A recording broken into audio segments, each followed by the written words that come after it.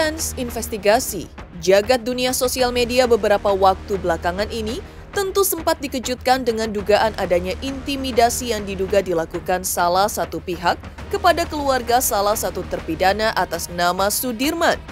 Ya, diketahui membawa permasalahan ini sampai kepada pengacara kondang Otto Hasibuan untuk dimintai bantuan hukum terkait perlindungan keluarga besar satu dari 7 terduga pelaku yang sampai saat ini masih menjalani hukumannya diduga di Lembaga Permasyarakatan Kelas 1 Cirebon, Jawa Barat tersebut. Kabarnya pihak yang diduga melakukan intimidasi itu santer dikabarkan pula ingin memutuskan kerjasama keluarga Sudirman dengan kuasa hukum mereka Titin Prialianti yang saat ini masih terus vokal mengusahakan yang terbaik untuk kliennya. Lantas seperti apa Titin menjelaskan awal mula dugaan intimidasi didapatkan keluarga besar Sudirman, bahkan diakui sang kakak sampai mendatangi tempatnya bekerja? Seperti apa pula Titin menanggapi komentar-komentar bernada mencela yang sebelumnya muncul di awal pasca menggandeng Saka yang mengaku menjadi korban salah tangkap? Benarkah pula Titin mengungkapkan tak masalah mendapatkan perundungan? Pasalnya hal yang dilakukannya itu bukan bersumber dari rasa ingin mendapatkan pujian, bahkan bersedia tidak dibayar sepeser pun untuk menyelesaikan kasus ini sampai ke akar-akarnya. Pemirsa, bersama Intens Investigasi, kami hadirkan kabar terkini, terpercaya dan teraktual. Tetapi sebelumnya, jangan lupa untuk like, subscribe, dan juga share channel YouTube ini.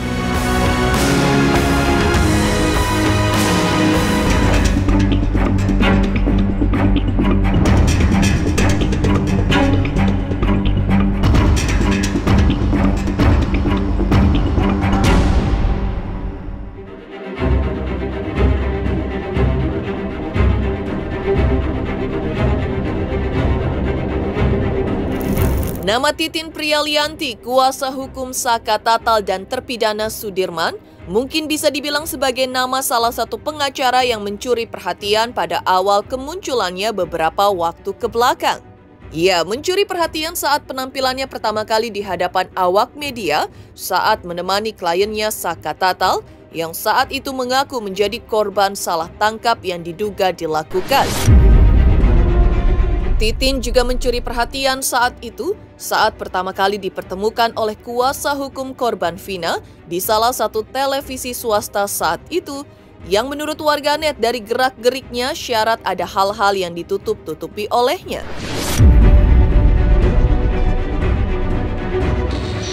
Meski begitu, perlahan tapi pasti, seperti kata pepatah, kebenaran pasti akan menemukan kebenarannya. Dugaan hal-hal yang diperjuangkan Titin pun seolah mulai menemukan kebenaran.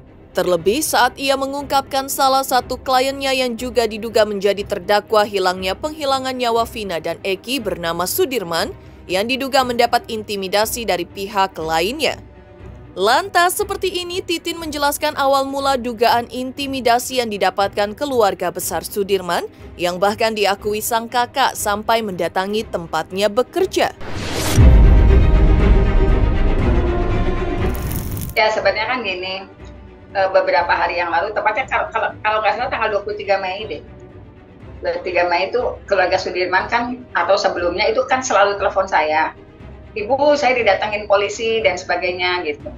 Cuman kan saya juga kan tidak bisa membackup semua orang mas, karena beberapa hari sebelumnya juga karena mereka didatangi orang-orang yang tidak mereka kenal. Kemudian juga baik Saka maupun keluarga Sudirman kan pernah menginap di rumah saya gitu karena ketakutan didatangi orang-orang yang tidak dikenal. Nah kemudian pada tanggal 23 atau untuk tepatnya mungkin nanti dikonfirmasi ke kakaknya Sudirman, dia didatangi oleh anggota yang menyatakan dari Polres Cirebon. Nah untuk menandatangani sesuatu, tapi itu kertas kosong kalau informasinya kayak gitu. Sebetulnya berkomunikasi, Bu, ini saya didatangi polisi, suruh tanda tangan gitu. Apa yang tanda tangannya? Nggak ada isinya, Bu. Nah, waktu itu kalau informasi kakak Sudirman, dia sempat merekam, cuman disuruh dihapus rekaman itu. Akhirnya beberapa hari kemudian terjadi lagi hal serupa. dia sedang berada di tempat kerja, kemudian dia telepon saya, "Ibu takut saya." "Kenapa?" "Ada polisi katanya dari Polda datang membawa saya ke Polda. Alasannya Sudirman kangen." "Terus apalagi yang dilakukan?" "Ya saya suruh mencabut kuasa dari ibu." Saya juga kan waktu itu serba salah Mas posisinya. Kalau saya misalnya masuk, itu kakaknya Sudirman maunya ketika di tempat kerja, saya menjemput dia. Karena di depannya itu ada anggota polisi sekitar 5 gitu. Dan akan membawa dia ke Polda. Waktu itu saya nggak bisa mikir, ini gimana nih kalau saya masuk, saya juga tidak terima kuasa dari keluarga Sudirman kan. Khawatirnya memang ada sedang penyelidikan. Nanti saya ketika masuk dianggap menghalangi penyelidikan. Nggak lucu juga kalau misalnya alasannya itu. Akhirnya waktu itu karena kakaknya Sudirman juga nggak mau diajak ke Polda, karena tanpa surat apapun, akhirnya, "Kamu maksudnya mau nggak? Kalau kamu mau berangkat, berangkat aja bersama mereka." "Nggak mau Bu, saya takut." gitu. Saya sempat waktu itu, ya sudahlah kan sekarang Mas Sudirman sudah ada di dalam, masa sih ada korban lain yang gitu. Saya ngomongnya gitu. Akhirnya dengan berbagai cara, kakaknya Sudirman itu sampai lari dari kantornya. Kalau informasi dia sih sempat dikejar. Cuman waktu itu saya memang sudah minta tolong beberapa media yang kebetulan ada di Cirebon, saya minta tolonglah di tempat kerja kakaknya Sudirman, tolong dipantau karena mau dibawa ke Polda. Kebetulan waktu itu ada TV One, mobil TV One tuh akhirnya mondar-mandir di tempat kerja. Akhirnya memang batal dibawa ke Polda. Akhirnya kakaknya Sudirman bisa melarikan diri karena kan dia juga nggak jelas alasannya buat apa sih dibawa ke Polda, karena tidak terkonfirmasi juga. Kalau alasan cabut kuasa ke saya sih bangga aja mempersilahkan gitu. Kalau Sudirman kan memang sudah selesai, terus kuasa apa lagi yang dicabut dari saya? Jadi intimidasi. Nah, berdasarkan intimidasi itulah, karena walaupun yang diintimidasi kakaknya Sudirman, karena kan itu bukan sekali dua kali nih, ada peristiwa lagi yang tetap didatangin. Mengganggunya kan ke saya, gitu. Apalagi dengan ada bahasa harus mencabut kuasa. Akhirnya dengan dasar itulah saya melaporkan diri ke DPN Pradi, di mana saya bernaung di bawah kepemimpinan Bapak Otto Hasibuan. Seperti diceritakan Titin Prialianti, kuasa hukum Saka Tatal dan Sudirman, peristiwa yang menimpa kliennya tersebut memang terjadi menyusul viralnya kasus ini yang bahkan seolah sudah menjadi isu nasional yang diperbincangkan hampir di seluruh lini sosial media dan televisi nasional. Sempat merasakan seolah tidak didengar dan bahkan mengaku pasrah jika kliennya harus mendekam di balik jeruji besi seperti waktu yang telah diputuskan. Beruntung viralnya permasalahan ini membuat Titin bak mendapatkan angin segar dan berjanji akan membongkar fakta mengejutkan yang selama ini masih disimpan oleh dirinya. Kan kalau masalah yang saya lakukan terhadap Saka dan Sudirman kan sudah saya lakukan di 2016-2017. Banyak hal yang sudah saya lakukan, dan tapi itu nggak terekspos media, karena waktu di 2016-2017 saya sebenarnya udah teriak-teriak, ini salah tangkap, ini ada persoalan, ini nggak benar.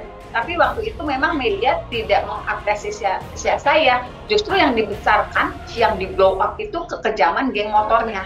Itu saya rasakan betul, semua media itu yang ini loh ada persoalan, karena kan sidang tertutup Mas, mereka juga nggak bisa, untuk yang dewasa juga sidang tertutup, jadi nggak bisa mereka lihat, nggak bisa mereka rasakan apa sih yang terjadi di sidang gitu.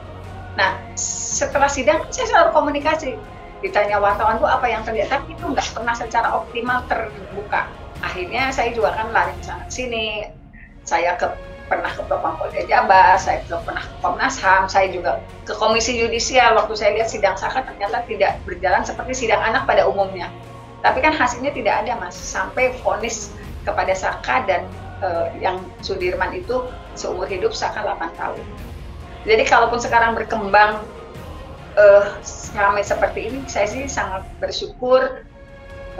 Kalau masalahnya saya dihujat dulunya, kemudian saya juga nggak paham Mas.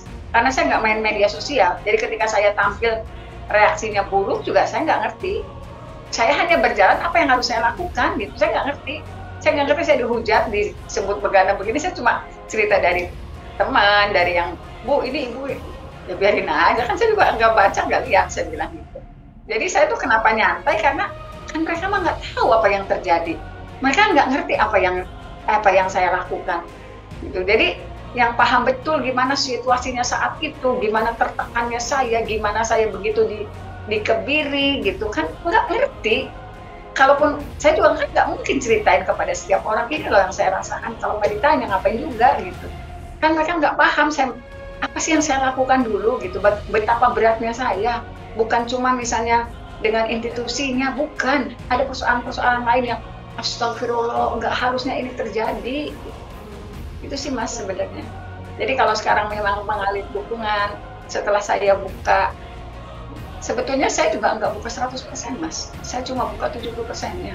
30%-nya saya simpan baik-baik. Banyak hal yang kalau saya buka ngeri Mas. Optimis Bang, mereka itu dapat diterima. Harus optimis. Sekarang lebih optimis ya Bu Titin ya.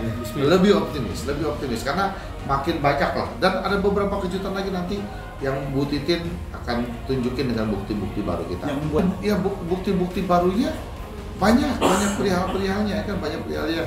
Kita bisa membuktikan bahwa Saka tidak berada di lokasi itu malam, ya kan, dengan apa dan sebagainya. Banyaklah bukti-bukti kita. Tapi nanti kita pasti akan tuangkan. Ya, menemani Saka Tatal dan kliennya yang lain, bahkan sejak permasalahan ini belum mencuat seperti sekarang, Titin berkeyakinan penuh seperti apapun perundungan yang datang kepadanya, tak membuat nyalinya ciut. Pasalnya, hal yang dilakukannya itu bukan bersumber dari rasa ingin mendapatkan pujian, bahkan bersedia tidak dibayar sepeser pun untuk menyelesaikan kasus ini sampai ke akar-akarnya.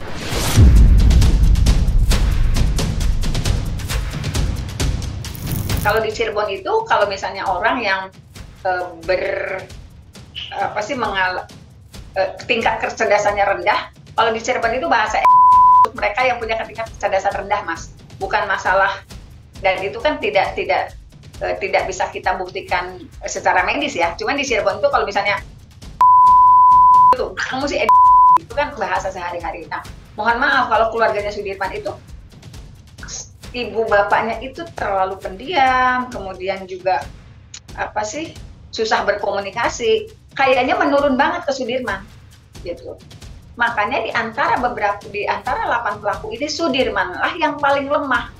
Dia tidak bisa menerima tekanan, dia juga kalau tidak terlalu nyambung gitu. Kalau kita mah, kalau anak Jakarta kan nah itu Sudirman tuh dari kecil mendapatkan cap itu gitu. Kalau di Cirebon bahasanya, kalau di Jakarta mah gitu. Nah itu Sudirman itu dapat cap itu bukan karena secara medis kita bisa membuktikan, tapi memang pertemanan dia yang terbatas, dia SD aja berapa nggak naik gitu. Nah itu, jadi kalau saya dengar cerita dari ibu bapaknya, kalau Sudirman nggak mau sekolah, kalau anak lain nggak mau sekolah gimana sih Mas?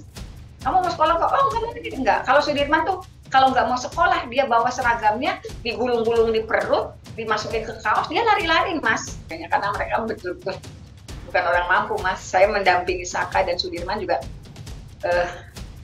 Kalau mereka berpikir, oh ini bayar acara berapa, saya ketawa aja, tanya aja gitu kan, aneh gitu, orang gimana sih, masa sih nggak bisa ngelihat penampilannya gitu, emang sanggup bayar saya berapa, kasarnya kan gitu. Kadang-kadang bingung saya juga, mau pengacaranya dibayar, astagfirullah, cuman kan ngapain juga saya jawab. Sementara itu, upaya yang terus digaungkan Titin memang terbukti berhasil. Melalui tangan Otto Hasibuan, kini ia dan tim pengacara yang diketuainya, Peradi, akan mengawal kasus ini. Ya terus terang aja kami di Peradi merasa prihatin ya. Prihatin karena kalau betul apa yang diceritakan oleh Bu Titin ini, maka ini adalah suatu tindakan yang tidak dapat dibenarkan di dalam negara kita ini, negara hukum. Ya, karena biar bagaimanapun advokat itu haruslah bebas dan mandiri dan bebas dari rasa ketakutan, bebas dari tekanan intimidasi siapapun dalam menjalankan tugasnya. Jadi kalau seperti ini terjadi, yang rugi itu adalah masyarakat pencari keadilan.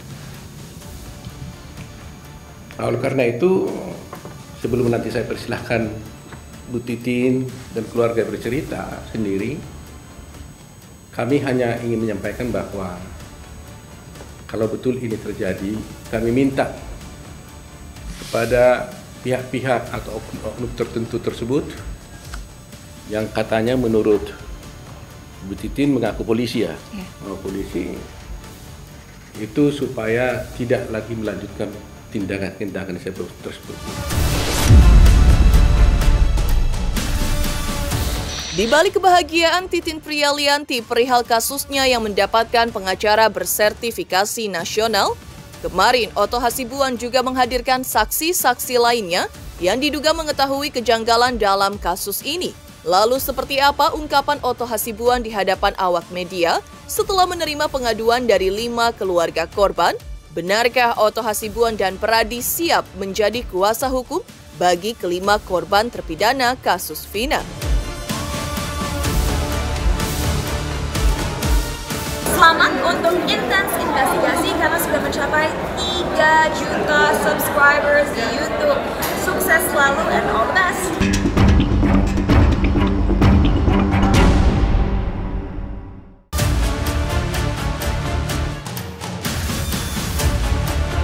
Memang seolah tidak ada habisnya jika membahas peristiwa yang santer diberitakan melibatkan orang kuat di negeri ini tersebut. Memunculkan beberapa nama yang terus saja muncul, seperti diketahui kemarin pengacara kondang sekaligus Ketua Umum Dewan Pimpinan Nasional Perhimpunan Advokat Indonesia, Peradi, Otto Hasibuan, akhirnya hadirkan para saksi dan keluarga terpidana dalam kasus hilangnya nyawa Vina Cirebon dan sang kekasih Eki. Lalu seperti apa ungkapan Otto Hasibuan di hadapan awak media setelah menerima pengaduan dari 5 keluarga korban? Benarkah pula Otto Hasibuan dan Peradi siap menjadi kuasa hukum bagi kelima korban terpidana kasus Vina?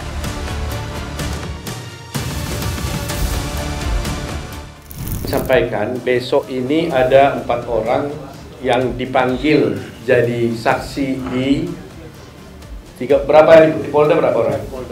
3 di Polda Jawa Barat, 1 di Polres Cirebon. Yang di Polres Cirebon siapa? Sudin diperiksa besok di Polresta ya. Kemudian yang 3 di Polda jam 10 ya. Nah untuk itu kami, karena ini tempatnya 2 tempat, kami sudah membentuk tim tadi. Untuk di Bandung itu ada Pak Judek Bongso dan Ruli Panggabean. Beliau ini Ketua Kadin di Bandung. Pak Ruli juga penasehat di sana. Dengan serta-merta tadi saya minta bantuannya langsung segera datang ke sini dan dia akan membentuk tim di sana juga bersama teman-teman dari Cirebon, bersama teman-teman dari Indramayu. Ya.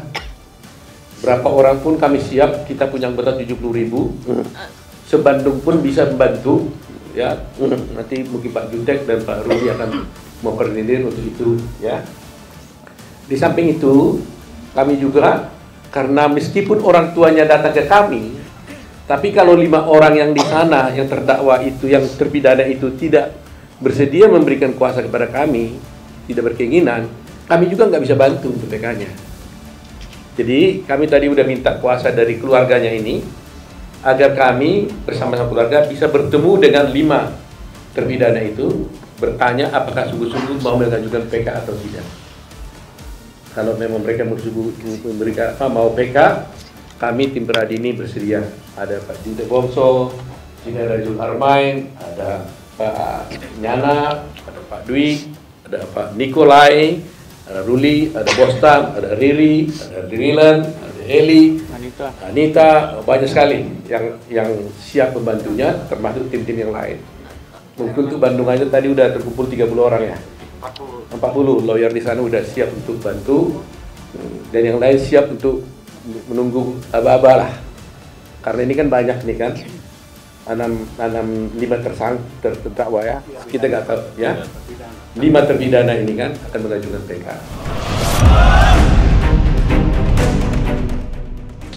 Hal itu pula yang dirasakan Otto Hasibuan meski tak mengeluarkan air mata mendengar kesaksian para orang tua dari para terduga pelaku.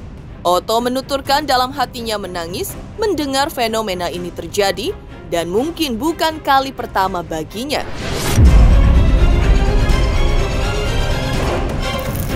Saya melihat akhir-akhir ini, pameo di dalam hukum waktu saya sekolah hukum pertama kali, sampai saya menjadi dosen mengajar, sampai guru besar, itu kita diajarkan pameo baik kepada semua sarjana hukum, termasuk yang kemudian menjadi hakim, jaksa, dan polisi. Lebih bagus membebaskan 1000 orang yang bersalah ketimbang menghukum 1 orang yang tidak bersalah. Itu pameo kita anut.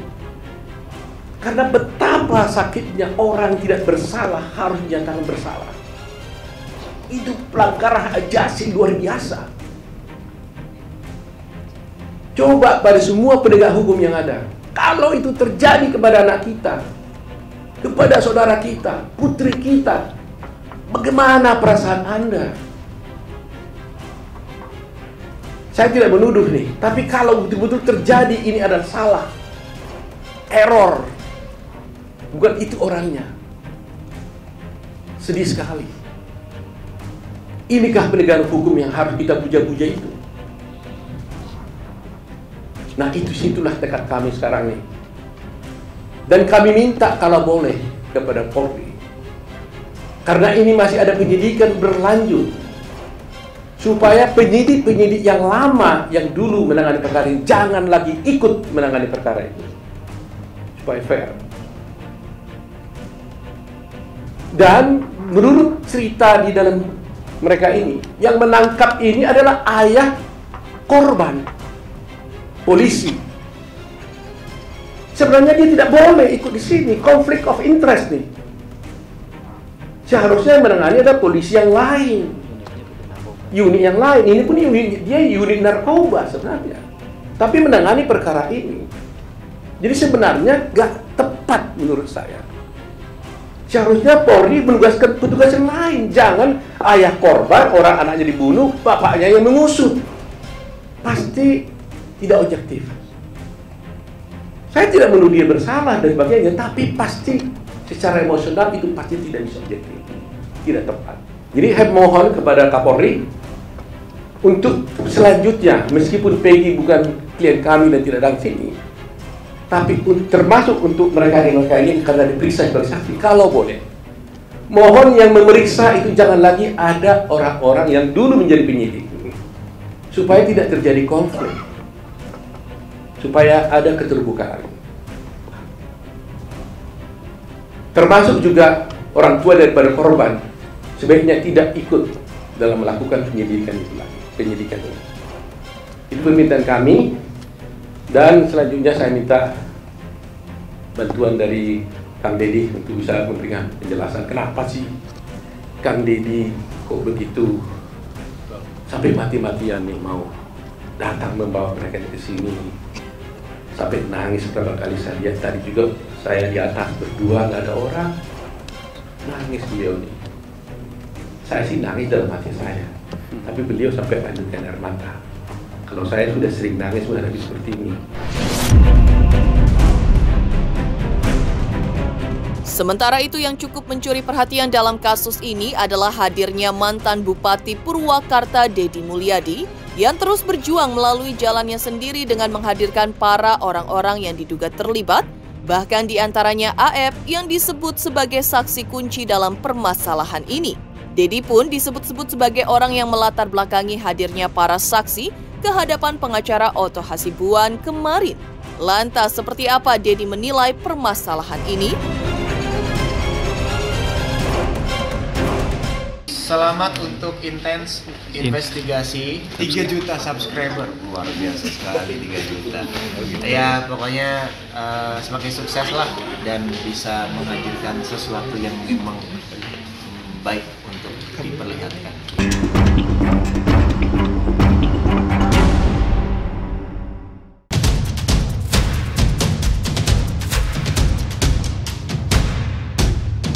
Sementara itu, yang cukup mencuri perhatian dalam kasus ini adalah hadirnya mantan Bupati Purwakarta Deddy Mulyadi yang terus berjuang melalui jalannya sendiri dengan menghadirkan para orang-orang yang diduga terlibat, bahkan diantaranya AF yang disebut sebagai saksi kunci dalam permasalahan ini. Deddy pun disebut-sebut sebagai orang yang melatar belakangi hadirnya para saksi kehadapan pengacara Otto Hasibuan kemarin.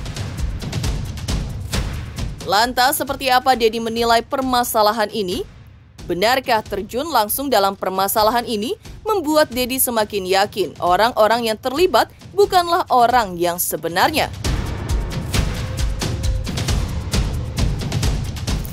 Saya kan kalau melihat orang bohong, tiba-tiba ditanya, sama kan tidak bohong menurut saya.